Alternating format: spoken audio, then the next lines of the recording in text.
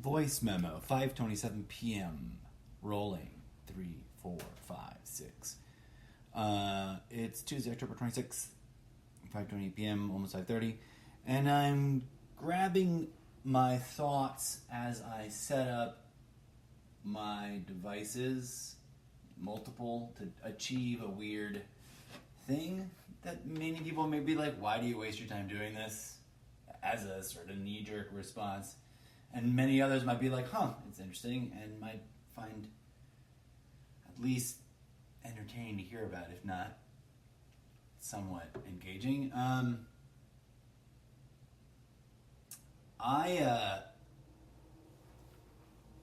am confronted with a kind of interesting, weird dilemma. Respecting the media rights of news outlets and wanting to accurately quote public speakers captured and transmitted via multiple broadcasting agencies when they say something of interest on one or on all or on some platforms in order to memify them, to make a meme of this person made this sentence. And in this particular instance, for clarity and for context, it's Sir Richard Attenborough, the world-renowned, lifelong academic documentarian narrator, but not just narrator. Like, I think he's, a scientific mind. I don't remember what his actual pedigree might technically make him. An anthropologist, perhaps? Or just officially like a documentary filmmaker. But you can definitely also call him an activist, an environmentalist, perhaps even a philanthropist, and a bit of a celebrity thrown in for good measure, right? So I was just making myself some Hot Pockets from space to get through the afternoon, and flipped on the TV, and I, for the record, don't mindlessly consume news in order to be told what to think, by no stretch of the imagination. I'm the kind of guy that literally, one of my earliest memories is understanding what a disc jockey was as a very young kid, and sitting in front of my parents' home system, right, audio entertainment system, with they had double tape deck. It had an audio jack port, big fat one. It wasn't the little tiny ones we got now, and a microphone port. And at one point there was a functioning microphone, but me and my brother, probably me, ended up wrecking them because we would fuck around and do all kinds of things, thinking we were doing really clever sound effects and Foley work, and we were just basically beating up the mic. Mostly me. I'll take the burden on that. It was probably my horrible idea. But this is all a sidestep. Like, the point of me recounting this story right now, in this behind-the-scenes, real life look at what I'm doing and how I do it sometimes, is this understanding and longing to be in a sort of aspirational, daydreaming, role-playing, play at it with the tools that I had in front of me, not understanding how to use them fully. Because, I would then just play the record and make basically before anyone at school told me, oh, you make mixtapes and send them to the girls you like, or the boys you like, or the whatevers that you like. I was just pretending to be a disc jockey, right? And making time to talk about the world as I saw it and what I thought was cool and interesting and dumb and silly and weird and whatever. Maybe not exactly as sophisticated as I may launch into it in my podcast these days, and for the purposes that I'm going for now, perhaps, right?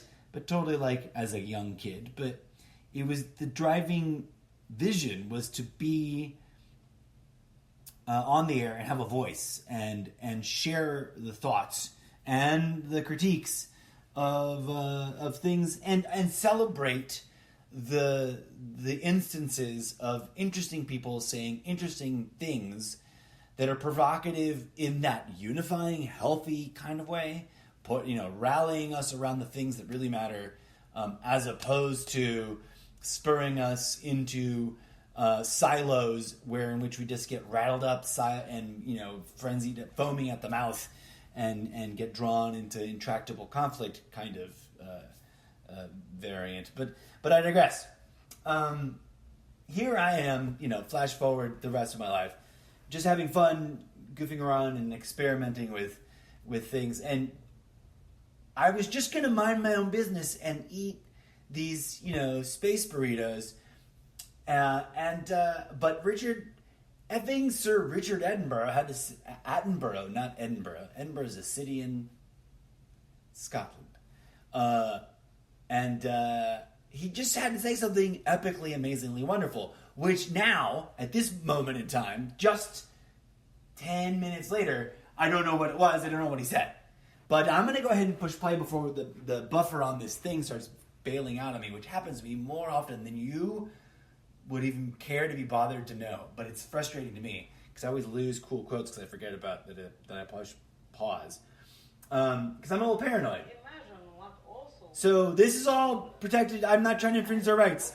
I'm trying to capture the fact that I'm also over here on my phone device using a note-taking app that I'm going to mute this because this is not the point. This is someone else speaking about something earlier than when Sir Edinburgh says what he says.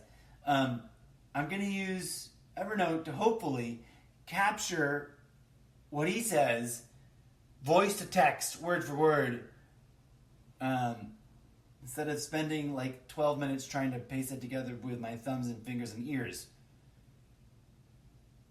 Have gone.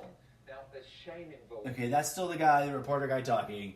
And I didn't know what they were talking about when I got here, right? And I'm not trying to infringe whatever broadcaster's rights this is. I just want to voice to text capture the quote, which should be considered public domain because the man said it publicly, of what he said, and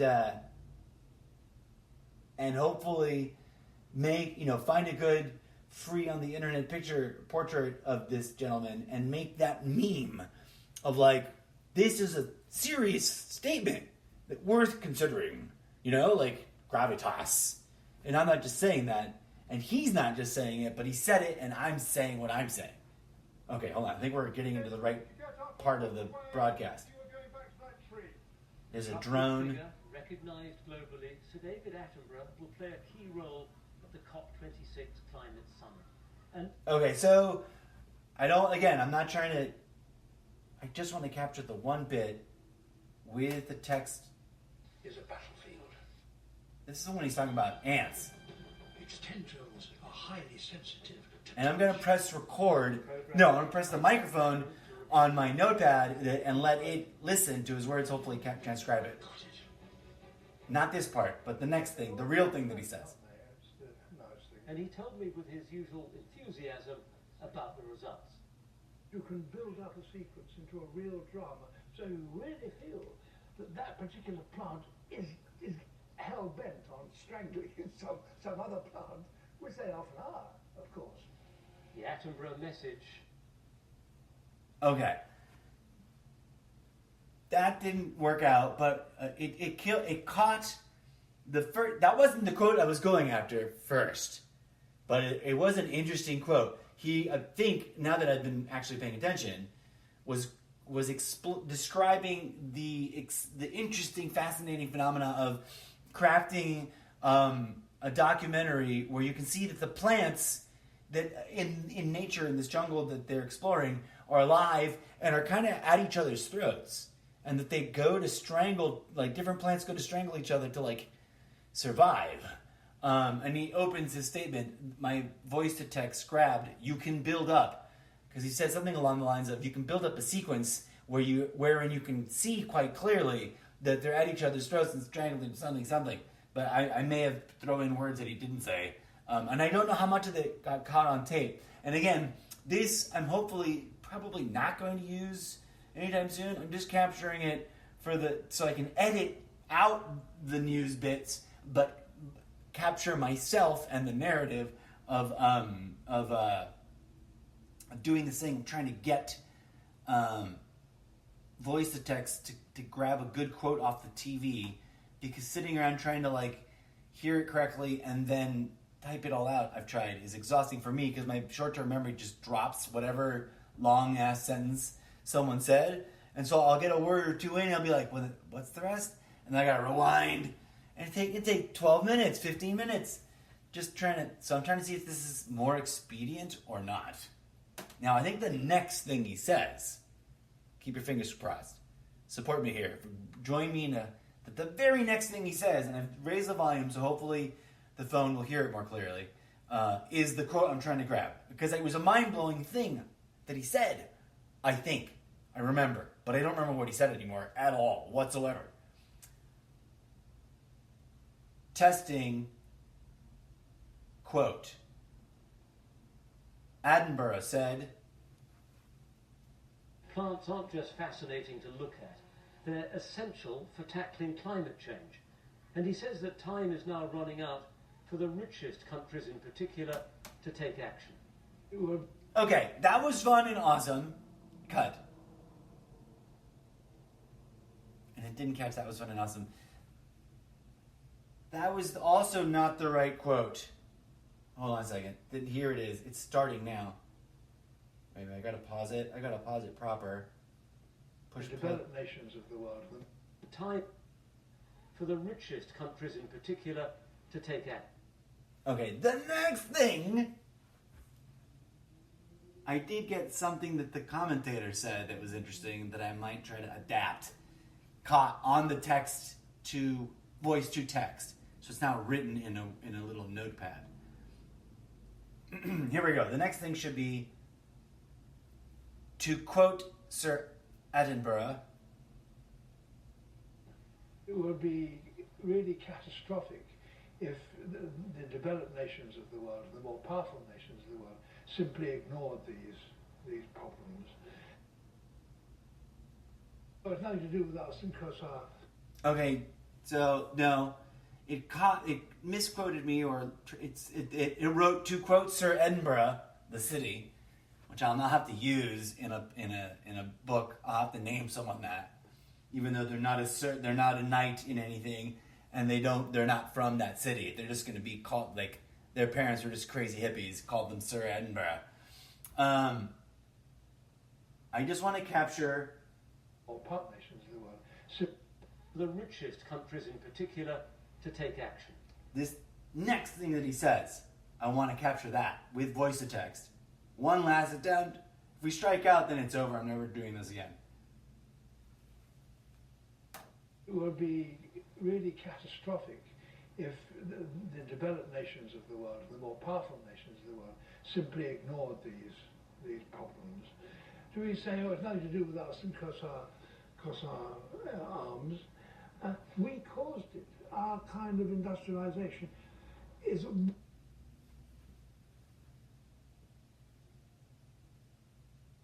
Okay, good results.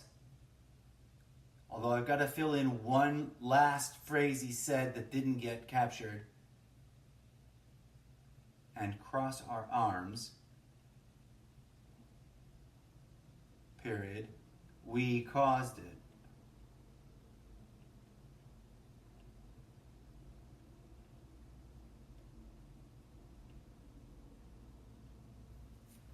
I'm going to see if I can capture the back half of that, because he says a little bit more somewhere. Here, I think. Because our arms... Right there, starting right there. Here we go. Keep your fingers crossed. This works out, and magically I've got this great quote in already well, correctly spelled out. We caused it. Our kind of industrialization is one of the major factors in producing this change in climate.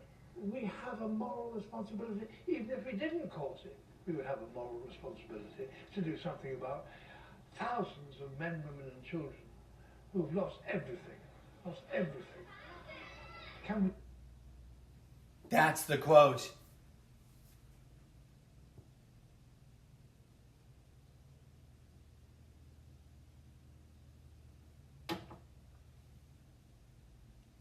That have lost everything.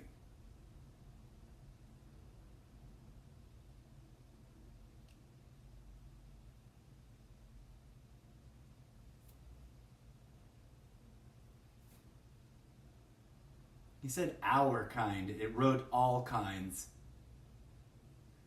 We caused it. Our kind of industrialization is one of the major factors of producing this change in climate. We have a moral responsibility. It obviously doesn't have punctuation. We have a moral responsibility, period. Even if we didn't cause it, comma, we would have a moral responsibility to do something about thousands of men and women and children that have lost everything. Lost everything.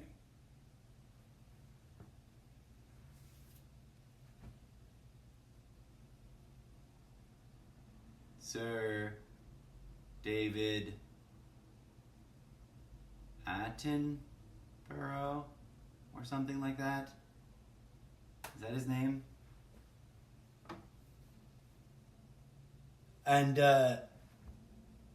all things in favor or against,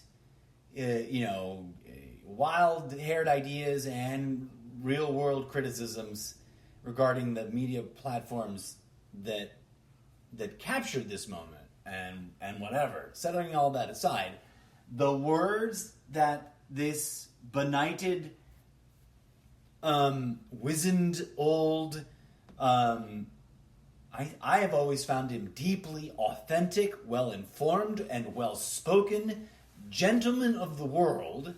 I don't know. People may be disparaging him out there. I don't know details. I've never known him. I've never met him personally, right? But these words, standing on themselves, the full quote. I'm going to read it now to own this as an artistic process of like capturing this otherwise ephemeral moment. I'm sure it'll always be there forever. But I don't know who else in the world might be so deeply inspired by that they saw this right now on this broadcast. And I don't know if it'll ever get broadcast again. I don't know if it's going to be available on an internet clip that's going to go viral. Maybe it will. Maybe, hopefully, this meme that I'm making and this behind-the-scenes podcast where I describe the sort of bordering on hopefully not getting me in trouble techniques by which I made the meme go viral and get me wildly popular so we can then do all the vision quest-ending things. But this quote, these words, setting aside all the possible things that might undermine them, set that aside just for the theoretical exploration of their value unto themselves,